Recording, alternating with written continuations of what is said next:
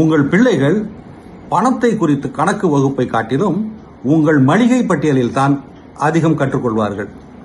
ஒவ்வொரு முறை நீங்கள் கடைக்கு போகும்பொழுதும் உங்கள் பிள்ளைகளை அழைத்து சென்றால் பணத்தை குறித்து அவர்களுக்கு கற்றுக் கொடுக்கலாம்.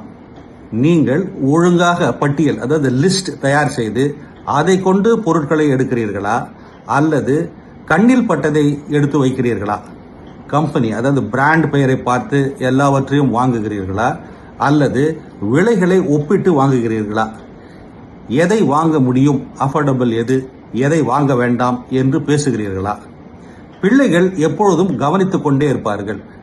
நீங்கள் செலவழிக்கும் விதம் நீங்கள் சொல்கிறவற்றை காட்டிலும் அழுத்தமாக அவர்கள் மனதில் பதியும்.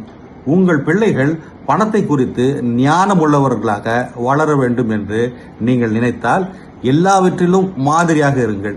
மளிகை சாமான் போன்றவற்றுக்கு திட்டம் பண்ணி பட்ஜெட் போட்டு வேண்டாம் என்று நினைப்பவற்றுக்கு நோ சொல்ல பழகுங்கள். அப்பொழுது அவர்கள் பெரியவர்களாக வளரும் பொழுது உரிய விதத்தில் செலவழிப்பார்கள்.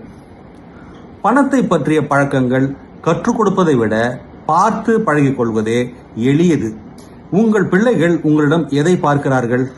அமெரிக்க பொருளாதார ஆலோசகரான தேவ் ராம்சே இப்படி கூறுகிறார். இது போன்ற சிந்தனைகளுக்கு தமிழ் பூமர் அஃபிஷியல் சேனலை சப்ஸ்கிரைப் செய்யுங்கள்.